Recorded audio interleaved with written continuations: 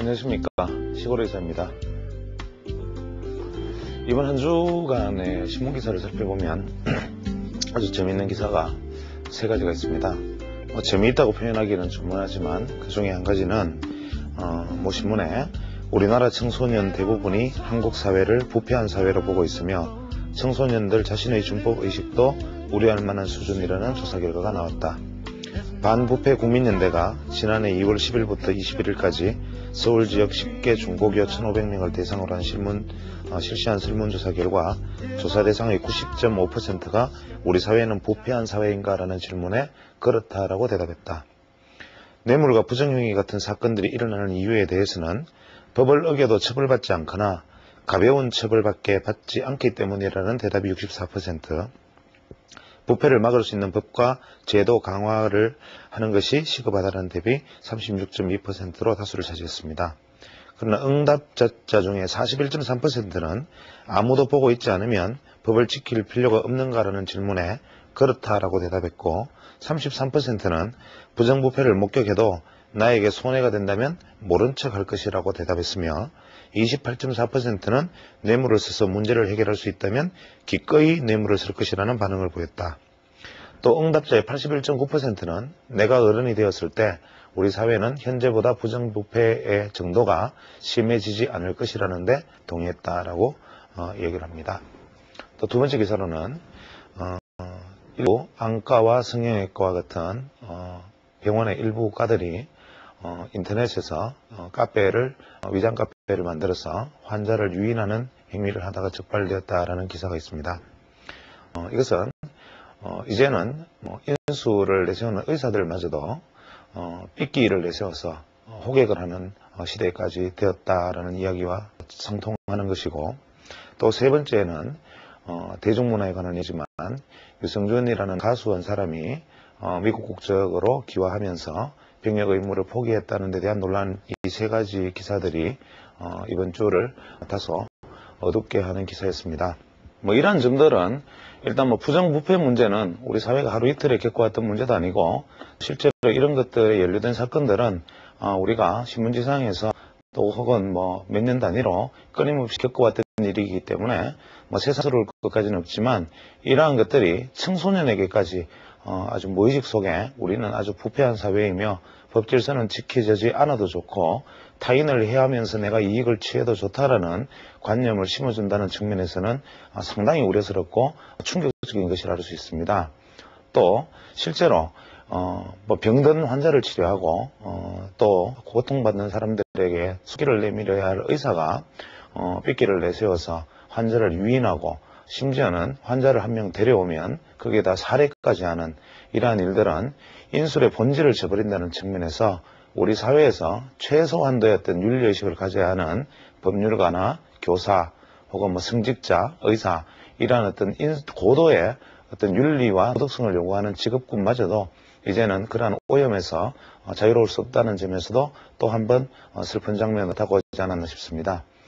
또 우리 유승준이라는 가수 한 사람이 병력 기피를 했다 안 했다 이러한 논쟁보다는 실제로 우리 사회에서 지금까지 병력 기피라는 것이 하나의 특권으로 인정받아 왔기 때문에 그 이전에 어떤 병력 문제에 있어서 과연 얼마나 많은 사람들이 자유로웠을까라는 데 대한 생각을 한다면, 이 사람이 선택한 미국 국적을 선택하고 한국에서 병력 의무를 어겼다 이러한 사실의 문제라기보다는 이 사람이 지난번까지 활동해 오면서 지금까지 청소년들이 해왔던 이야기들, 나는 병력 의무를 필하겠다, 나는 한국에서 대한민국의 젊은이로서의 의무를 다하겠다라고 말했던 이 약속을 위하겠다는 점에서 이 역시 충격적인 것이 아닌가 합니다.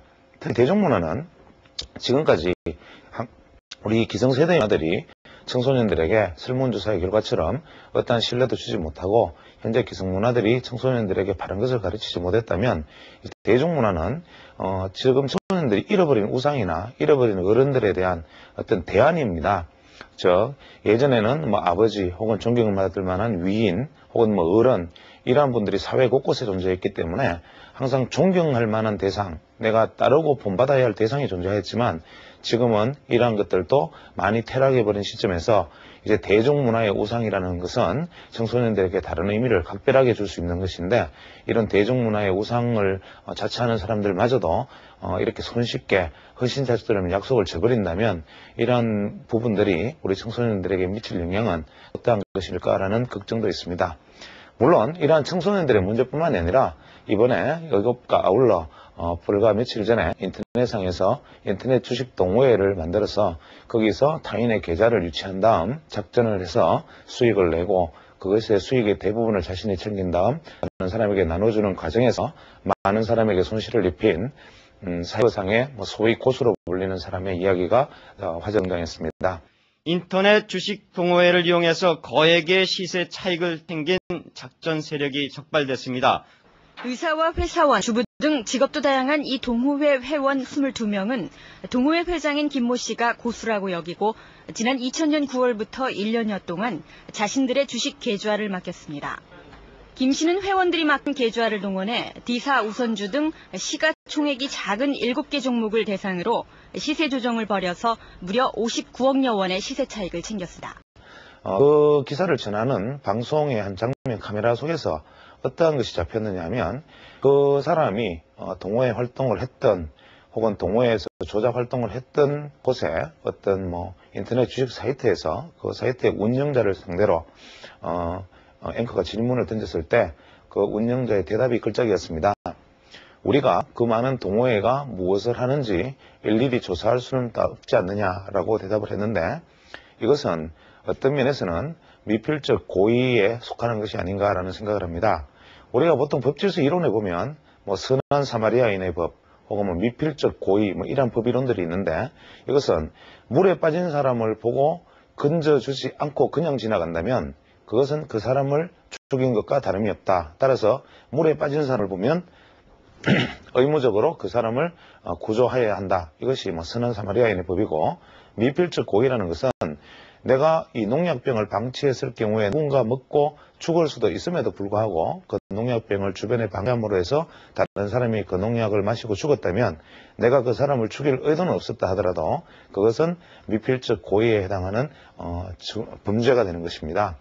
이러한 인터넷 사이트 상에서의 어떤 주식 동호회 혹은 소위 고수로 불리는 사람들의 암암리에 이루어지는 이러한 작태들에 대해서도 각 인터넷 사이트라든지 그 외에 여러 가지 정보 제공 회사들이 이러한 내용을 모르고 있었다고 볼 수 없음에도 불구하고 이러한 부분들에 대해서 자기 책임은 없다라는 식으로 손사래를 친다면 이건 역시 선한 사마리아인의 법논리나 미필적 고의라는 측면에서 볼 때는 그것부터 절대 자유로울 수 없습니다.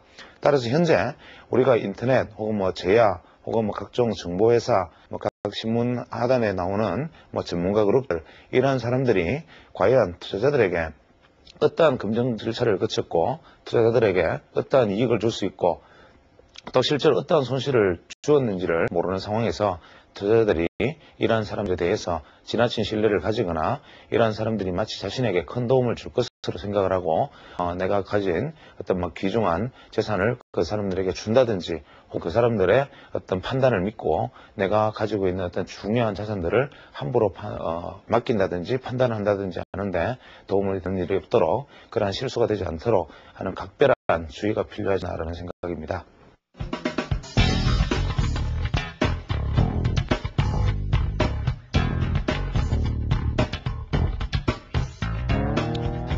이제부터 강의 주제는 저 당분간은 이제 선물 옵션, 그 다음에 기술적 분석 이러한 것들을 주제로 당분간 강의를 이끌어갈까 생각을 합니다.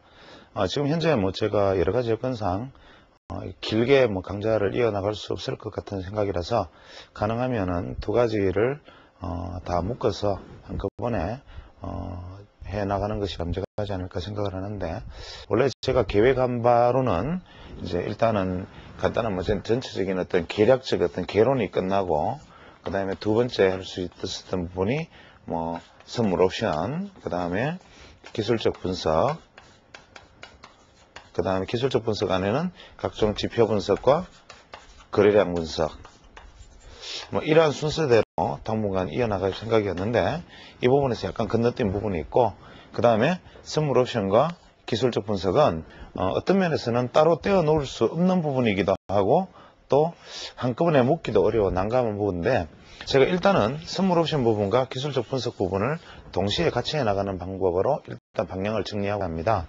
특히 선물 옵션의 경우에는 현재 그 개인 투자자들이 시장에 뛰어들어서 거의 대부분의 개인 투자자들은 선물 옵션이 무엇인지조차 모르는 분이 대부분이고 또 그러나 또 일부 전문 투자자분들은 선물 옵션이란 무엇인가 라는 주제의 강의 정도는 오히려 뭐 웃어넘기실 수 있는 정도의 수준이지만 현재 그만큼 우리 시장에서는 어떤 투자자들 사이에 어떤 시장의 갭이 아주 크게 존재하고 있습니다.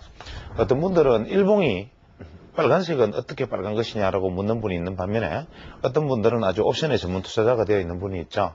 그래서 현재 우리 시장에서 가장 심각한 것은 뭐냐면 이렇게 괴리가 벌어져 있는 상황에서 현재 이렇게 일봉이 뭔지도 모르는 분들이 이분들에게 지속적으로 자금을 계속 공급해주는 구조, 이것이 지금 현재 우리 시장에서는 계속 새로 들어오는 사람들이 유동성을 공급하고 이 유동성을 이 앞에서 걷어가는 이러한 부분들, 빈익빈 부익빈 현상들이 벌어지는 것이 아닌가라는 생각을 합니다. 그래서 기회가 있으면 저는 이제 개인 투자자들을 위한 어떤 선물 옵션 강좌를 꼭 한번 해보고 싶다라는 생각을 했었는데 이번에 여기서 선물 옵션 강좌를 얼마나 이어갈 수 있을지는 모르지만 일단 선물 옵션이란 어떤 것이냐부터 시작해서 구체적으로 선물 옵션의 실전 매매까지 선물 옵션에 있어서 전략은 어떻게 세우고 뭐 분석은 어떻게 하고 실제적인 매매는 어떻게 할 것이냐 뭐 이런 부분까지 한번 접근해 볼 욕심을 가지고 있었는데 과연 그것이 어디까지 가능한지는 일단은 진행되어 봐야 될 것 같습니다. 그래서 선물 옵션을 투자를 하기 위해서는 도저히 도입할 수 없는 부분들이 기술적 분석인데 사실은 지분석이나 기술적 분석들이 거의 대부분 선물 옵션에 대한 분석에서 출발한 것이기 때문에 이러한 것들을 선물 옵션과 연계해서 익히고 나면 현물 투자에 있어서도 적용하기가 쉽지 않을까 생각한다. 그래서 선물 옵션은 특히 일반 현물도 그렇지만 이 눈높이를 맞추기가 어렵습니다. 아시다시피 현재 선물 옵션을 투자하고 있는 분들 입장에서는 선물 옵션이란 무엇인가라는 이야기들부터 출발하게 되면 굉장히 무의미하고 재미없는 강의가 될 것이고 또 조금만 눈높이를 높여버리면 일반 투자자들은 전혀 따라갈 수 없는, 예를 들어서 지금 일반 투자자들이 선물 옵션 전문 강의를 본다든지 혹은 요즘 어디 증권사 시황 분석지를 읽어도 이게 도대체 무슨 소리인지 모르기 때문에 포기하는 현상, 이런 것들이 눈높이의 차이가 현물보다 더욱더 현격하게 벌어져 있습니다. 그래서 현재 지금 제가 그 선물 옵션 강좌를 계획하고 있는 것은 이 눈높이 수준을 나는 선물이라는 것을 처음 들어본다. 도대체 선물이 뭐냐? 이게 도대체 뭐길래 사람들이 선물하는가? 라는 데 눈높이를 맞춰서 출발을 해본 생각이고 제가 이 선물 옵션의 강의를 사실은 굉장히 중요하게 생각하는 것은 뭐냐면 개인 투자자들이 보통 이제 우리 전쟁터에서 전쟁을 하는데 상대방은 기관총, 포탄, 박격포, 중무장하고 갑옷까지 입고 탱크를 몰고 공격을 하는데 내가 소총 하나 들고 나아가서 그 사람들하고 계속 싸운다. 이것은 운이 좋아서 휘발유병을 들고 탱크에 옥탑에 올라가서 뚜껑을 열고 휘발유를 집어넣어서 탱크를 한 대 잡을 수 있을지 몰라도 기본적으로 게임이 안 되는 것이다. 그래서 개인 투자자들이 이러한 어떤 선물 옵션 시장의 변동성을 이해를 하지 못하는 상황에서 계속 주식 투자를 해나가는 것은 어떤 면에서는 무모하게 짝이 있는 일이라는 생각에서 제가 일단 이게 가능할지는 모르겠지만 눈높이를 최대한 낮춰서 아주 쉽고 편하게 선물 옵션이란 이런 것이다부터 시작해서 한번 주제를 이끌어 가볼까 싶습니다. 물론 그 중간중간에는 한 1주에서 2주 정도의 어떤 시간에 걸쳐서는 개론이 되겠고 3주부터는 선물 분석에 대해서 심도 깊은 이야기가 오갈 수도 있겠지만 이러한 것들은 일단 처음 대하는 분들이 이 강좌가 끝나는 시점 돼서 자유롭게 선물 옵션을 이해할 수 있는 어떤 그러한 시간으로 만들어 볼 생각인데 당분간 한 1주, 이번 주, 다음 주 정도, 한 2주 정도에는 어느 정도 전문 투자자분들이 보시기에는 굉장히 지루하고 재미없는 내용이 될 수도 있습니다. 그 점에 대해서는 양해해 주시기 바랍니다. 지금 현재 우리나라에서는 현재 이제 도입되어 있는 것이 코스피 200 지수, 코스피 200 선물과 코스닥 50 선물, 그 다음에 현재 개별 주식 옵션, 이런 것들이 현재 지금 도입되어 있는데, 현재 우리가 선물과 옵션이 뭔지조차도 모르는 상황에서 이제 개별 주식 옵션까지 곧 도입이 됩니다. 그러면 현재 우리가 선물 옵션 만기일, 더블 위칭데이, 옵션 만기일 이런 이야기들이 계속 오고 가고 있는 시점에서 만약에 개별 종목 옵션까지 도입이 된다면 이제 개인 투자자들의 입지는 완전히 자리가 없어지지 않을까라는 생각입니다. 예를 들어서 이제 개별 종목 옵션 만기일이 되면 그때는 트리플 위칭데이가 되는데, 소위 말하는 선물 옵션, 개별 종목 옵션의 만기일이 동시에 도래합니다. 그러면 개인 투자자의 입장에서 예를 들어서 내가 현대차를 하는 종목을 가지고 있는데, 이게 전체 선물 지수에 의해서 프로그램 매매로 이게 갑자기 급등락을 할 수 있는데, 이 현대차를 보유하고 있는 외국인이나 기관 투자자가 여기서 옵션의 수익을 올리기 위해서 동시효과 마감에 갑자기 하한가를 만들어버린다든지 갑자기 상한가를 만들어버리는 일도 실제로 일어날 수 있다. 그래서 이 개인 투자자들은 영문을 모르고 이 선물 옵션 투자자들에게 끌려다니는 상황이 벌어질 수가 있는데, 이러한 점에서 앞으로 개인 투자자들의 입지는 이러한 전문 투자가들을 따라갈 수 있는 완벽한 스스로의 어떤 이론과 그 다음에 경험을 쌓든지, 그렇지 않으면 결국은 이제는 어떤 면에서는 간접 투자를 통해서 이관을 해나가든지 하면서 개인 투자들의 입지가 점점 좁아지는 계기가 바로 이 개별 주식 옵션이 도입되는 것이 바로 우리나라 시장에서 우리가 기관화되는, 혹은 개인 투자들이 기관 쪽으로 이제는 개인 투자자가 직접 투자를 하는 비율이 떨어지게 되는 하나의 어떤 변곡점이 되지 않을까라는 생각이 듭니다. 그래서 개인 투자자들은 이제부터 선물 옵션에 대해서도 직접 투자를 하려면 반드시 알아야 하는데, 그럼 이제 선물 옵션이라는 것을 알기 위해서는 어떻게 할 것인가, 선물 옵션은 뭔가에 대해서 한번 생각을 해보기로 하겠습니다. 보통 우리가 이제 흔히 말하는 선물, 이 선물이라는 개념은 이제 우리식으로 이야기하면 이제 밭대기, 이제 입도선매 이런 것을 이야기합니다. 근데 이 선물이라는 것이 왜 생겼느냐 하면, 이 선물 시장이 아주 오래된 것이 아니고, 우리가 주식 시장은 원래 오래전부터 일단 1870년대부터 주식이라는 것이 거래되기를 시작했습니다. 그래서 우리가 보통 주식 시장은 1800년대 후반부터 산업혁명이 시작되고, 산업혁명이 시작되면서 영국에서부터 정권이 발행되고, 미국에서도 독립혁명 이후에 미국의 중앙은행이 더 퍼스트뱅크가 설립이 되면서 퍼스트뱅크의 주식이 거래되기 시작하면서 1800년대에서 후반 사이에 주식시장이 이루어졌는데, 선물시장이라는 것은 의외로 1970년대 중반에서 시작이 됐습니다.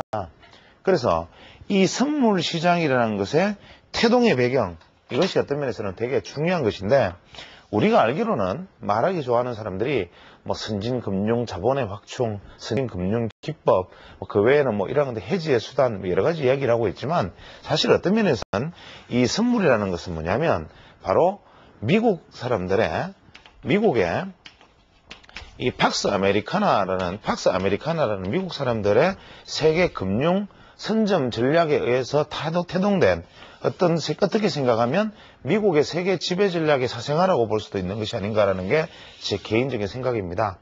너무 비약적인 얘기인지는 모르겠지만, 저는 이 선물 시장이라는 데 대해서 결국 저 역시도 투자자이기 때문에 굉장히 중요하게 생각하고 비중을 두고 있지만, 이 선물 시장의 태동 자체는 어떤 면에서는 사생아가 아닌가라는 생각을 하고 의도가 대단히 불순한 것이다라고 생각을 합니다. 이유는 1944년에 이 브레튼 우드 체제라는 게 생깁니다. 이것은 뭐냐면 2차 대전 이후에 미국이 이제 힘을 발휘해 가지고 성전국 대표 44개국 대표를 44개 성전국 대표를 이 브레튼 우드라는 데 모읍니다. 그냥 44개국 대표를 모여라. 왜 모이라느냐? 미국에서 전후 재건을 해야 되니까 이제 2차 대전으로 다 부서져 있는데, 유럽은 다 초토화돼 버렸는데 미국은 어떻습니까? 본토에서는 전쟁을 하지 않으니 미국 땅은 건재하다. 그러면 생산시설, 생산 기반 그 모든 것은 현재 미국이 살아있고 유럽은 초토화된 상황이다. 그래서 모여라 하면 이 44개국이 모일 수밖에 없는 상황에 이것을 모아놓고 미국이 어떤 얘기를 하느냐 하면, 이제부터 이 달러를 기축통화로 삼는다. 즉 세계의 어떤 가치는 이 달러로 말을 하자. 그리고 전 세계 통화는 이 달러에 대해서 고정환율제를 채택하고, 예를 들어서 영국은 1달러당 몇 파운드, 프랑스면 1달러당 몇 프랑, 이런 식으로 정해라. 무조건 정해서 이 고정환율제대로 지키면 미국에서 현재 너네들한테 어떻게 하느냐, 전후 복구 자금을 이 가치 있는 달러를 나눠줌으로써 그걸로 재건을 해라. 그것은 바로 너네 좋고 미국 좋은 것이다. 이유는 달러 가치를 가지고 달러가 강하면 그 강한 달러를 가지고 너네 나라 들고 가서 그걸로 재건하는데 사용을 해라. 그러면 이 달러 가치가 좋으면 바로 누이 좋고 매부 좋고 한 결과가 아니냐. 그래서 이 브레튼 우드 체제라 그래서 근본위 제도가 바로 근본위 제도가 도입되고, 이것이 바로 고정환율제의 시작이 됩니다. 이 근본위 제도라는 것은 물론 경제학을 하신 분은 잘 알겠지만 예를 들어서 금 1온스당 몇 달러 이렇게 정해놓고, 예를 들어서 달러를 가지고 미국 중앙은행에 몇 달러를 제시하면 그만큼의 금을 내어주겠다 라는 어떤 하나의 어떤 약속인데, 이 당시에 미국이 얼마나 힘이 세느냐 하면 전 세계에 유통 가능한 금의 물량의 80%를 미국이 소유하고 있었습니다. 그 다음에 전 세계 생산 시설의 생산 능력의 55%를 미국이 소유하고 있었기 때문에 이때 당시에 미국에 대해서 대항을 할 수 있는 국가는 전혀 없었다. 그래서 이때 우리가 마셜 플랜이라는 계획에 의해서 미국이 자기들의 달러를 유럽에 풀어서 그것으로 재건하는 데 계속 사용이 됐는데, 미국이 하다 보니까 이게 너무 재미가 있습니다. 왜냐, 달러를 아무리 많이 찍어내더라도 내가 필요하면 달러를 찍어내서 쓰고, 달러를 찍어내서 어디 원조를 하거나 대신 원조를 하는 조건으로 그 나라에 대해서 감노하라 배노하라라는 각종 간섭을 다 할 수 있는데, 그러다 보니까 재미를 내서 계속 달러를 찍어내가지고 주면 어떻게 됩니까? 달러는 점점 많아지고 금의 양은 정해져 있으니까 이 달러 가치가 떨어지게 돼 있는데, 그러면 당연히 통화 가치도 거기에 따라서 변동을 해야 되는데 달러 가치는 떨어지는데 이 고정환율제가 딱 되어 있기 때문에 세계 각국의 가치들은 어떻게 됩니까? 나는 미국 달러는 자꾸 떨어져도 우리는 거기다 고정되어 있기 때문에 미국 달러가 마구 찍어내더라도 미국 달러 1달러 교환을 해야 된다. 이런 불합리한 것이 어디 있는가? 이거로 인해서 자꾸 이제 인위적으로 억눌러진 환율 제재가 점점 문제를 일으키기 시작합니다.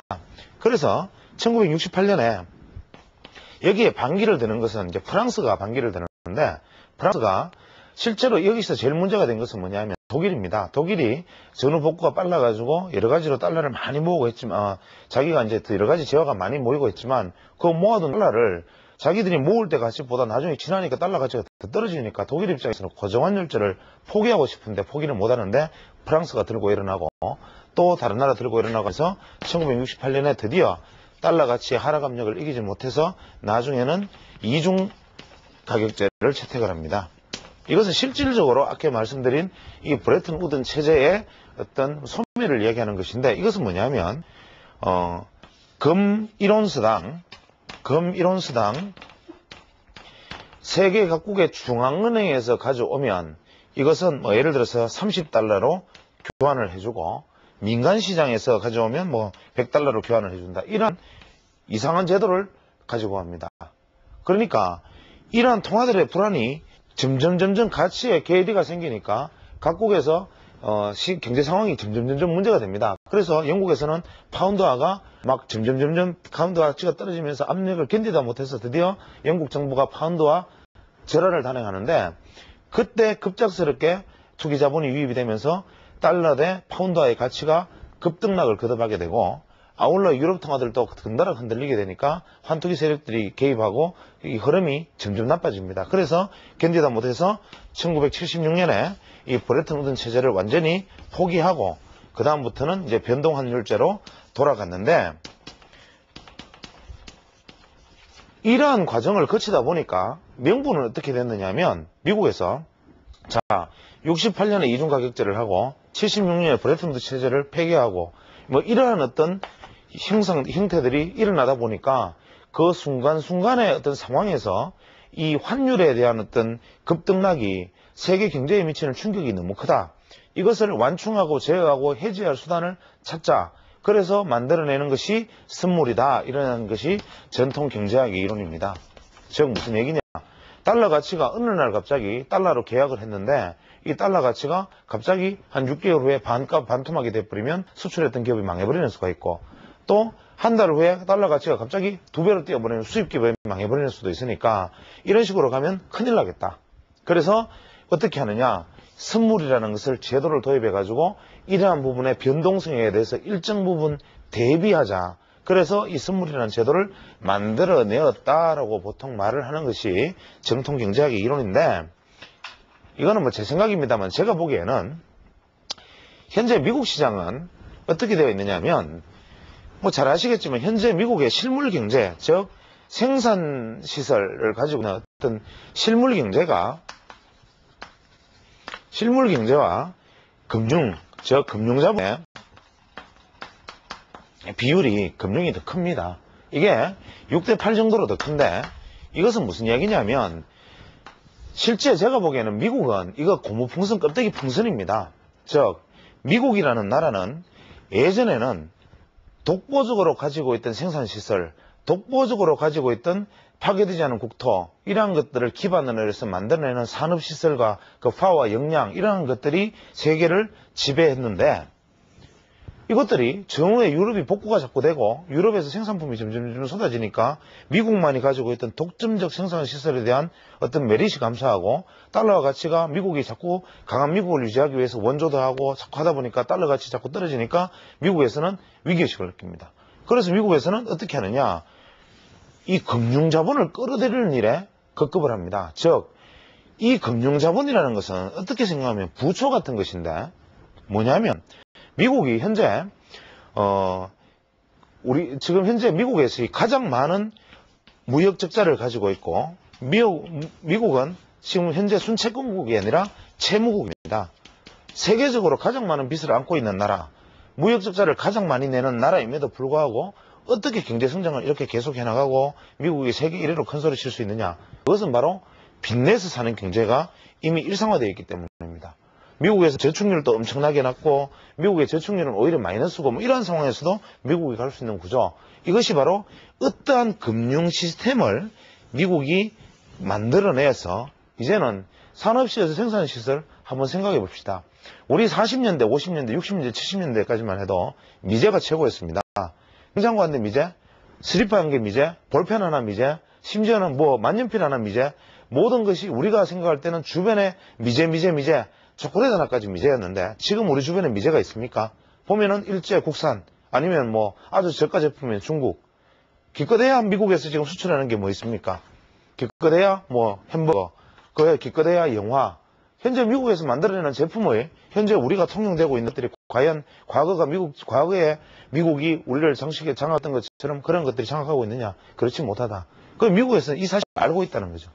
이러한 일을 반복적인 경험, 즉 반면교사로 삼은 것입니다. 예를 들어서 산업혁명 이후에 영국에서 생산기술이 발달을 해서 영국에서 처음에 산업에서 전기기관이 발달하고 이 직물을 만드는 직조기가 개발을 되자 이 직조기가 만들어지는 것이 공장화되고 공장이 모여가지고 나중에 주식회사로 발달하는 과정 속에서 영국은 이 만들어낸 재화를 끊임없이 팔아먹을 수가 있어야 되는데, 왜냐하면 못 팔아먹으면 예전에 사람 한 사람이 만들어낼 수 있는 옷의 양은 기껏해야 5명이 입을 옷의 분량이었는데, 이게 직조기가 만들어지고 난 다음에는 기계를 한번 돌리면 100명이 입을 옷을 만들어내니까 나머지 남는 90명의 임이 어떻게 할 것이냐.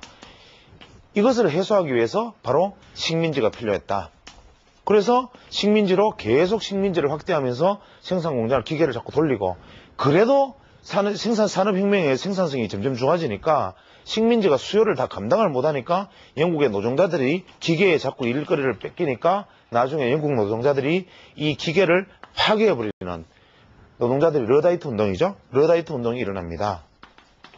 심지어는 이렇게 식민지를 만들어가면서 생산의 잉여를 팔아먹어도 팔아먹지 못하니까 노동자들이 일자리를 뺏겨가지고 만들어낸 것이 도저히 견딜 수 없다 해서 나중에는 공장을 파괴하는 폭동까지 일어나는 러다이트 운동까지 벌어지는 상황이 되었는데, 미국 역시 유럽이 다 부서지고 미국만이 생산 시설을 가지고 있다가 미국이 유럽에 한국전쟁 이후에 한국에 유럽에 뭐 베트남에 어디에 막 팔아먹다가 유럽이 재건되고 한국전쟁 이후에 한국이 재건되니까 한국 사람이 나이로니한 말 이제 만들어 신고, 그 다음에 밥, 깡통, 예전에 드디어 이제 미국에 케이크 이런 거 안 만드니까 우리도 이 정도는 만들어 먹으니까 오히려 유럽 같은 데서 더 물건을 잘 만드는 게 많고 훨씬 잘하고 일본의 전자제품 더 잘 만드니까 미국이 이제 뭡니까? 영국이 대영 제국이 식민지를 잃어버린 것처럼 미국 역시 인여 상품을 팔아먹을 곳을 잃어버리니까 미국이 가지고 있는 이 실물 자산들이 점점 퇴화하고 이미 가지고 있는 장비를 대개체할 수 없으니까 기구는 노화하고 다른 데서 새로 만들어진, 즉 미국은 전후에 가지고 있던 모든 시설들을 유지를 해내고 새로운 나라는 미국의 원조를 받아서 오히려 더 잘 만들어내니 미국에서 경쟁력을 점점 잃어간다. 그럼 미국에서 어떻게 해야 되느냐? 이 사람들이 유럽, 뭐 일본, 한국 이러한 것에서 돈을 자꾸 만들어내면 이 돈들이, 잉여들이 그래, 너네들은 물건 만들어라. 대신 물건 만들어서 번 돈을 우리나라로 다 보내라. 그러면 우리는 생산 시설은 없다 하더라도 점점 너네들이 유럽이나 뭐 프랑스 이런 데서 물건을 만들어서 하더라도 돈만 우리한테 보내라. 돈만 우리한테 보내면 나는 이 돈을 가지고 계속 굴려나가겠다. 그래서 미국이 유혹하는 상품을 만들어낸 것이 바로 이제 예를 들면 뭐 고금리 정책을 유지한다든지 뭐 여러 가지 해서 뭐 유럽은 금리가 낮은데 미국은 높으니까 이 돈이 이쪽으로 유입이 된다든지 혹은 뭐 금융상품, 즉 파생상품을 기발하게 만들어내 가지고 금융상품을 투기자본을 끌어들여서 이 투기자본을 뭐 어떤 산업자본으로 전용을 하는 이러한 어떤 것에 익숙했다. 그래서 미국이 이러한 것들을 외국에 있는 어떤 실물 경제에서 밀리는 부분들을 금융경제 커버하기 위해서, 즉 투기자본이든 무엇이든 간에 무조건 미국에 돈이 들어와서 미국 안에서 돈이 떠돌고 놀아라. 미국 안에서 돈이 떠돌고 놀게 하기 위해서 만들어내면 어떤 금융 시스템, 그냥 중앙은행에서 금리만 많이 주다 보면 중앙은행이 금리 5%, 6%, 7%, 8% 주다 보면 중앙은행이 망할 거니까 어떻게 좀 더 매력적인 상품이 없나. 그래서 만들어내는 것이 이 브레튼 우드 체제에 의해서 공개되는 1976년도 정도 즈음해서 이러한 어떤 사건들과 새 경제의 어떤 표변, 냉전시대 끝, 이러한 것들이 만들어내는 어떤 환율의 불안전을 극복한다는 명분 하에서 만들어낸 제도, 이것이 바로 선물이다. 그래서 어떤 면에서 보면 지극히 지금 제가 말씀드리는 것이 좀 극단적인 이야기인지는 모르겠지만 저는 이러한 어떤 파생상품이라든지 파생상품의 어떤 뭐 우리가 흔히 말하는 선진금융이라 그러지만 사실은 선진금융이라기보다는 투기금융의 속성을 가진 것이 선물이다. 그래서 근본적으로 이 선물의 태생은 이것은 사생하다. 즉 원래 애시당초 이것은 해지 목적으로 된 것이 아니라 이것은 바로 투기 목적으로 만들어진 것이다 라는 것이 사실 이것은 핵심이지만 우리가 이론으로 보면 선물이라는 것은 해지 목적으로, 즉 미래에 대한 위기 위험을 방지하기 위한 것이다. 즉 예를 들면 선물은 여러분들은 지금 주가지수 선물만을 선물로 생각하시기가 쉽지만 이 선물이라는 것이 뭐가 있느냐면 예를 들어서 상품 선물이 있을 수 있고 뭐 금융 선물이 있을 수 있고 뭐 다양한 선물 거래가 있을 수 있습니다. 즉 예를 들어서 석유다 혹은 뭐 콩이다 혹은 뭐 주가지수다. 우리가 대표적으로 우리가 선물 시장을 형성하고 있는 이러한 세 가지, 즉 주가지수는 뭐 환율을 포함하는 개념이 됩니다만은 선물 거래가 가능합니다. 예를 들어서 뭐 현재 석유가 한 배럴당 뭐 20달러인데 혹시나 쿠웨이트전이 땅 터져서 가지고 지금 갑자기 석유가 현물에 갑자기 40달러가 됐다. 석유가 현재 20달러인데 갑자기 이라크하고 긴장 때문에 40달러로 커졌는데 현재 당장 석유는 필요하다. 그러면 석유를 현재 40달러로 내가 사기는 사는데 이것이 긴장이라는 것이 가만 생각해 보니까 크게 갈 일은 아니고 전쟁까지 갈 건 아니고 또 금방금방 마무리되면서 다시 원래대로 떨어질 것 같다. 그러면 내가 이 40달러로 앞으로 3개월 후에 5개월 후에까지 계약을 맺으면 내가 바보다. 그래서 어떻게 하느냐. 현재는 40달러로 내가 사되 미래 6개월 후에는 20달러로 사겠다라는 계약을 맺는다, 선물로.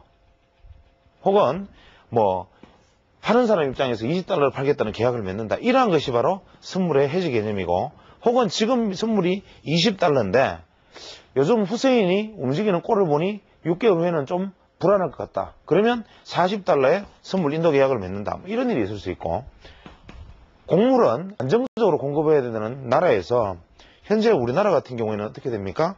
가끔씩 살이 남아돌다가 줄어들다 하니까 우리가 살을 수출한다고 가정을 하고, 보통 살을 뭐 가마니당 예를 들어서 10불에 수출을 한다 가정을 하면, 혹시나 연말에 풍년이 들어서 너무 많이 넘쳐도 곤란하니까 연말에도 10불에 무조건 사갈 사람한테 내가 미리 판다라는 밭대기 계약이 가능하다. 그러면 갑자기 풍년이 확 들어도 이것을 10불에 다 팔아먹을 수가 있고, 갑자기 흉년이 확 들어서 가지고 올랐을 때는 손해가 나겠지만 그래도 이러한 것들은 안정적으로 갈 수가 있다. 주가지수 역시 뭐 현재 주가지수가 80이라서 80에서 현물을 많이 샀는데 주가가 갑자기 폭락해 버리면 위험하니까 선물을 매도해서 해지를 한다. 뭐 이러한 개념으로 등장한 것이 선물인데, 근본적으로 선물이라는 것은 이치상으로 놓고 보면, 예를 들면 석유처럼 고정자본, 고정자산, 즉 석유, 광물 뭐 이러한 것들처럼 이 지구상에서 제한된 만큼의 볼륨을 가지고 있는 것은 사용하면 사용할수록 점점 없어지는 것이기 때문에, 이론상은 석유, 뭐 광물 이러한 것들은 현물가보다 선물가가 이치상은 높아야 된다. 그래서 이것은 변동이 크다기보다는 어떤 면에서는 생산량의 변동 때문에 차이는 있을 수 있지만, 이치상으로는 미래 가치가 점점 비싸질 수밖에 없는 종류들의 물건이고, 이런 곡물류들은 변동성이 생산량이 규정되어 있는 것은 아닌데, 변동성이 뭐 기후변화에 따라서 어떠한 변화에 따라서 상당히 베리에이션 폭이 커질 수 있는, 즉 동정할 수 없는 것이고, 주가지수라는 것은 반드시 같아야 되는 것이다. 이 말은 무슨 얘기냐면, 석유는 제한된 자원이 나중에 점점 소모될 것이기 때문에 석유는 당연히 선물가가 미래는 석유를 우리가 조금 더 쓰고 금을 한 번 더 캐버리면 점점 그것이 부족하니까 미래 50년 후 100년 후에는 지금보다 비쌀 거야 라는 생각. 그래서 이러한 것은 원래 선물가가 이치상 많아야 되고, 곡물은 흉년 풍년에 따라서 마구 들락거리기 때문에 이것은 현물가 선물가 대비의 폭이 아래 위로 마구 움직일 수 있고, 주가지수라는 것은 일정 기간 후에 선물을 지금 매매를 하더라도 일정 기간 후에는 무조건 똑같이 주가지수와 같은 가격에 결제를 해야 되기 때문에, 이 말은 제가 이따 설명하겠지만 주가지수와 이것은 항상 같아야 한다. 어떤 시점에서는 이러한 차이가 존재를 합니다. 그래서 지금 우리가 보고자 하는 것은 지금 주가지수 선물인데, 주가지수 선물은 이제 어떻게 구성되어 있느냐 하면, 우리가 선물과 옵션 이렇게 얘기를 하는데, 선물, 옵션 이 두 개의 차이를 한번 보겠습니다. 선물은 우리가 예를 들면 이런 겁니다. 현재 어려운 말로, 그냥 이해하기 어려운 말로 하면 지수를 사고 판다. 지수를 사고 판다. 옵션은 지수를 일정 시점에서 사고 팔 수 있는 권리를 사고 판다. 말이 어렵습니다. 일정 시점에서 사고 팔 수 있는 권리를 매매한다. 선물과 옵션. 자, 선물은 이해하기가 쉬우실 겁니다. 예를 들어서 밭대기를 생각을 합니다. 지금 현재 우리가 논에서 농사를 짓고 있는데 어떤 사람하고 계약을 합니다. 농민 입장에서. 자, 올 가을에 우리 논에서 나는 이 곡식을 무조건 가마당 5,000원에 사가시오. 혹은 현재 이 밭에서 나는 농산물의 양이 한 가마가 되든 10가마가 되든 불문하고 무조건 나한테 100만 원만 내시오. 그러면 농민의 입장에서 이익은 뭐냐면 흉년이 들어서 농사가 한 가마밖에 안 나더라도 이게 100만 원에 7가마의 가격이라고 생각하고 7가마의 값을 받을 수가 있는데, 물론 그 반대의 경우에 운이 좋아서 10가마가 나도 7가마의 가격밖에 받을 수가 없다. 그러나 농민의 입장에서는 한 가마든 10가마든 나는 항상 안정적인 수입을 만들 수가 있다. 이것이 선물의 개념이라면, 즉 선물은 현재의 주가지수, 즉 이렇게 생각하면 됩니다. 선물은 현재의 코스피 200 지수가 코스피 200 지수를 그 자리에서 바로 사고 있습니다. 즉 코스피 200 지수, 오늘 코스피 200 선물이 예를 들어서 코스피 200 지수가 90이었다 가정을 하면 이 90을 현재 바로 사고 판다, 지수를. 그런데 옵션이라는 것은 뭐냐? 기본적으로 프리미엄 거래이기 때문에 이 선물과의 차이가 있습니다. 즉 옵션은 뭐냐면 우리가 아파트를 매매한다, 혹은 군납 공장을 매매한다라고 생각하고, 예를 들면 이런 상황을 예측을 합니다. 어떤 군대에 있는데 어떤 군대에 식당을 운영하는 업체가 있다고 가정을 합니다. 그런데 군대 식당에 모든 주방 시설까지 다 갖추어져 있는데 누군가 들어가서 주방 일만 해서 군인들한테 먹여만 주면 나는 남는다. 물론 그 안에서 군인들이 이제 들어가서 내가 들어가는 재료는 내가 돼야 되는데, 이 재료를 공급해서 군인들한테 팔았을 때 내가 볼 때는 얼마가 남을 것이라고 생각을 하고 있는데, 누군가가 나한테 이야기를 합니다. 야, 자네 말이야, 지금 현재 이 군에 들어가서 부식을 납품하는 이 일을 자네 해볼 생각이 없나? 왜냐, 이걸 하면 무조건 한 달에 얼마 이상은 벌 것 같은데 자네 어때? 그러면 좋다. 그럼 그 권리 나한테 팔아라. 그러면 내가 그 권리를 그 사람에게 좋다, 월 100만 원 주겠다 하고 권리를 사서 권리금을 주고 들어가서 식당을 운영을 합니다. 그런데 운영을 해보니까 예상보다 수익이 많지가 않다. 한 달에 5만 원도 나오지 임금비도 안 나온다. 그러면 어떻게 됩니까? 권리금을 포기하고 그냥 그걸 그만두든지, 아니면 그 권리를 나는 100만 원의 권리금에 샀지만 다른 사람을 잘 꼬다겨 가지고 다 50만 원이라도 권리를 도로 팔고 50만 원이라도 건지고 나오면 되고, 최대로 망하면 어떻게 됩니까? 내가 그 주방 시설을 한 건 아니니까, 주방 시설을 내가 만든 건 아니니까 최대한 망하면 권리금 100만 원 준 것을 그대로 날리고 주방 일을 안 하면 그만입니다.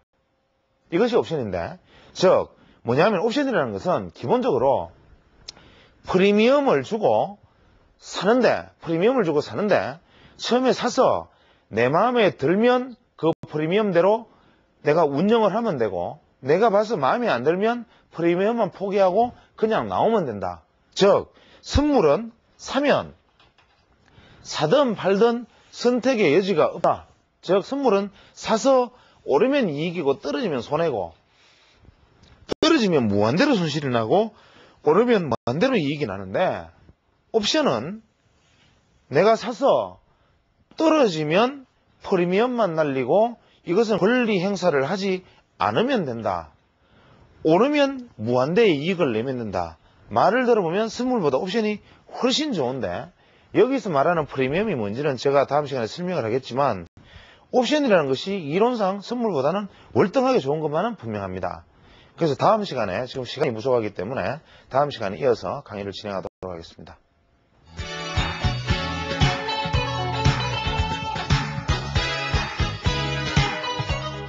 가끔 제가 인터넷이나 이런 여러 가지 소스를 통해서 올려졌던 글들, 혹은 개인 투자자들의 어떤 애환이 담긴 글들을 가끔씩 소개를 할 때가 있습니다. 이번에도 어떤 모임 사이트에 게시되었던 글인데, 제게 메일로 어떤 분이 보내주셔서 제가 읽어보고 이런 글은 소개해 볼 만하지 않을까 생각해서 프린트를 해서 가지고 나왔습니다. 어떤 개인 투자자분이 쓰신 글인데, 이분의 글을 한번 읽어보겠습니다. 참 어려운 게 주식입니다. 번 사람은 방송에 나가지만 이런 사람들은 소리 없이 사져갑니다. 다시 장이 불붙었습니다. 얼마나 많은 사람이 훗날 다시 나타나 하소연할지 눈에 선합니다. 어느 분이 말씀하신 것처럼 날고 기어도 결국 시간이 지나면 쪽박 차는 쪽으로 가는 사람이 대부분입니다. 산전수전 공중정지 다 치르고 차트의 매매 패턴에 종목 분석까지 화끈하게 하고 찍은 놈 상한가 수없이 찍어도 메마르는 것이 개가자입니다. 시간이 지나면 대부분 그렇게 됩니다. 실력과 계좌는 길게 보면 연관성이 적습니다. 욕심부르면 다치고 소심해도 다칩니다. 쉽게 중용을 지키면 그나마 성공적인 투자가 될 수도 있지만 시간이 지나면 대부분 중용의 마음은 갈대처럼 휘날리며 세월에 묻혀버립니다. 먹으면 좀 더 먹으려 버티고 잃으면 지난날이 아쉬워서 버티고 원금이 축나면 열받아서 원금 회복하려고 버티고 쪽박이 가까우면 반토막이라도 회복하려고 버티고 쪽박 나면 주변의 모든 돈 끌어와서 다시 한판 승부하고 다시 축나면 이번엔 빌린 돈이나 해결해 보려고 버티고 결국은 이러지도 저러지도 못해서 버티다 슬슬이 사라져가는 사람들이 대부분입니다. 시간의 차이가 있겠지만 대부분 레파토리는 비슷하게 흘러갑니다. 이제 한 사이클이 끝나고 다시 새로운 사이클이 시작되었습니다. 수많은 이들이 주식시장에서 쓰러져간 고참병들을 대신하여 총알바지로 들어오는군요. 들어오는 사람들은 장하다, 나는 절대 안 죽는다고 생각하며 들어옵니다. 위에 쓰러져간 사람들도 들어올 때는 다 마찬가지였습니다. 결국 대부분은 총알바지로 쓰러져 갈 것입니다. 운이 좋아서 일단의 적들을 사살하고 전리품을 챙기고 이 전장터에서 탈영하면 그는 성공한 것이겠지요. 아마 얼마의 사람들은 그렇게 할 수도 있습니다. 주의를 끌기 위해서는 영웅이 필요합니다. 다시 주식시장은 영웅의 탄생을 만들 것입니다. 그가 수많은 개투들을 주식시장으로 끌어모으는 얼마다한 역할을 확실하게 할 것입니다. 우리는 알고 있습니다. 그러나 새로 들어오는 신참병들에게 전투 경험담을 얘기해 주어도 쇠기의 경읽기입니다. 자신만은 특별하다고 생각하니까요. 전투에 닳고 오른 사람들은 몸도 마음도 쇠약해져 버렸지만 생존의 법칙은 마다의 방법으로 알고 있습니다.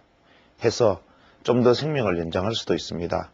결국은 거의 대부분이 전사하겠지만 살아나는 사람도 있겠지요. 신병들은 겁이 많지만 무대포의 영웅심리도 있습니다. 무서워서 바지에 똥 싸며 겁에 질려 이리저리 흔들리는 부류와 영웅심리에 불타서 최전선에서 돌격하는 좌충우돌형 등등 결국 대부분의 신병들은 대소의 법칙에 의해서 죽어나갑니다. 거기서 살아남는 자들이 전병이 되고 다시 신병을 받고 다시 죽어나가며 전투는 계속됩니다. 제대하지 않는 이상 결국 전투 참여자들은 죽음과 항상 함께합니다. 총알은 고참이라고 피해가는 것이 아닙니다. 날아오는 총탄 중에는 저격병이 숨어서 쏘는 것도 있고 시야금폭탄도 있지만 핵폭탄도 있습니다. 자기를 다스리지 못하고 조금만 방심해도 그 순간에 골로 갈 수도 있습니다. 100번을 잘하고 한 번 아차하는 순간에 갈 수도 있습니다. 그냥 서보았습니다. 장이 좋다고 사방팔방 떠드니 저는 이 장의 불꽃보다 불꽃놀이가 끝난 후에 다시 벌어질 축제 후의 아픔이 눈에 보여서 선웃음이 납니다. 이 글을 쓰는 저는 평범한 대한민국의 개인 투자자입니다. 주식은 5년 했고요. 지금까지 투입한 금액의 15분의 1 정도가 남았습니다. 전업으로 3년을 했고요. 없어진 금액의 3분의 2 정도는 생활로 나간 것 같습니다. 크게 점은 4번에 쳐서 들어간 것 같고요. 은행빚도 2천만 원 있습니다. 여기까지는 다른 빚이 없어서 감당할 수 있기에 여기까지만 사용했습니다. 더 이상 자금 투입하면 극과 극으로 치닫기에 여기서 멈추었습니다. 허벅지 꼬집으면서요. 은행 대출은 2년이 지났는데 그동안에 갖다준 이자가 원금의 5분의 1입니다. 카드는 쓰지 않았습니다. 전업은 웬만하면 하지 마십시오. 전 먹은 적이 이런 적보다 월등히 많았습니다. 그러나 아시지요? 불합리한 법칙. 50% 손실을 복구하려면 100%를 해야 하는 숫자 노름에 생활비 뺏고 잘 나가다가 한두 번 실수하면 계좌가 줄어들고 뭐 그러다 보면 점점 계좌는 말라가고 세월은 죽고 그런 것이겠지요 뭐. 전 주식 전업은 곧 그만두려고 합니다. 바깥 공기 좀 마시면서 살려고 합니다. 배운 게 도둑질이라서 주식을 끊지는 못하겠네요. 저는 담배도 한 번도 끊는다는 생각을 하질 않았습니다. 나쁘다는 것은 알지만 기호식품이기에 지키지 못할 약속은 반복하고 싶지 않았습니다. 애당초 생각조차 안 했습니다. 다만 지금은 생각을 할까 하고 있습니다. 아들로 생각했어요. 산다는 것이 뭐 다 그렇지요. 70년 안팎 사는 인생인데 전 반 정도 살았습니다. 아, 조금 더 살았군요. 태어날 때 빈손으로 왔으니 갈 때도 빈손이겠지요. 어차피 인생은 연극과도 같은 것이 아니겠습니까? 삶과 죽음도 동전의 양면과도 같은 것이라고 봅니다. 많은 분들 힘내시기 바랍니다. 죽음은 항상 우리의 그림자 뒤에 숨어 있습니다. 당장 내일 우리의 앞일은 모릅니다. 날마다 많은 사람들이 죽어갑니다. 교통사고로, 운전사고로, 인체상의 급사로. 만약 내가 내일 죽을 사람의 숫자를 알고 또한 제비뽑기로 그 사람을 선택한다면 우리들은 정말 고통 속에서 살아갈지도 모릅니다. 그만큼 안다는 것은 공포일 수 있기 때문입니다. 모르는 게 약이 될 수도 있다는 이야기이기도 하지요. 글을 올리고 괴로워하는 분들 마음을 추스리고 용기를 내십시오. 어차피 모든 사람은 죽을 때는 혼자 갑니다. 아무것도 가지고 가지 못합니다. 하루 세 끼 밥 먹고 잠자고 똑같습니다. 소유의 많고 적음이 편함과 불편함 차이가 되겠지만 삶을 중단한 이유는 되지 못할 것 같습니다. 주식 얘기하다가 3000% 빠진데 양해 바랍니다. 연어아시지요? 우리 모두 연어 때입니다. 결국은 모두 죽어나가는 운명입니다. 힘차게 전진해서 생명을 잉태한 후 출산 후 결국 힘이 다해서 생명을 끝마칩니다. 어떤 연어는 순탄하게 이 모든 과정을 마치지만 어떤 연어는 올라가는 도중에 이런 것 저런 것에 상처를 입고 목적지에 도달하지요. 허나 멀끔한 연어나 상처난 연어나 결국 끝은 같습니다. 자, 2002년 올 한해는 주식도 열심히 하시고 대신 가정도 잘 보살핍시다. 결국 우리 연어들의 목적은 맛있는 양식 구해다 새끼들 잘 자라 주었으면 하는 데 있지 않습니까? 연어들이요, 모두 가정에 좀 더 관심을 갖는 한 해가 됩시다. 이 글을 보면서 제가 생각했던 것은 어떤 이 글을 쓰신 분의 어떤 이야기가 물론 그분이 살아오신 어떤 궤적 혹은 뭐 주식 투자를 해오신 궤적 속에서 굉장히 많은 고통을 안고 계시고 또 우리 대한민국 개인 투자자들의 거의 대부분의 어떤 본질적인 모습이 아닐까라고 생각을 하고 있습니다. 그러나 대부분 우리나라 개인 투자자들의 입장에서 지금 현재 손실이 크신 분들이 회복 과정에서 실제로 그만큼의 회복을 하지 못하고 있기 때문에 마음이 더 초조하고 불안하고 또 마음이 여유가 없습니다. 그러나 이분처럼 이분 스스로는 마음의 고통이 굉장히 크실지 모르지만 이분은 어떤 면에서는 절망과 좌절로 받아들이기보다는 스스로 완충하고 스스로 조율함으로써 오히려 약간 여유로운 마음으로 주변을 돌아보자는 말씀을 하고 계시는 것 같습니다. 지금 현재 다른 분들도 마찬가지입니다. 지금 현재 시장에서 수익을 내고 계신 분은 큰 문제가 되지 않겠지만 과거 주식시장에서 많은 손실을 내신 분들은 앞으로 주식시장은 5년, 10년 혹은 20년, 30년이 계속 열리는 것이기 때문에 현재 초조한 마음을 달래고 추스르고 스스로 감정을 잘 다룸으로써 이러한 이후에 두 번의 실패를 되풀이하지 않지 않을까. 그래서 저는 이분처럼 비록 내가 실수했다 하더라도 혹은 비록 내가 현재 여건이 어렵다 하더라도 주변의 가족들 혹은 나보다 더 어려운 사람들을 돌아보면서 한번 마음의 여유를 갖고 좀 느긋한 그러한 투자를 하면서 손실 만회의 길로 접어드는 그런 기회가 되었으면 하는 생각입니다. 감사합니다.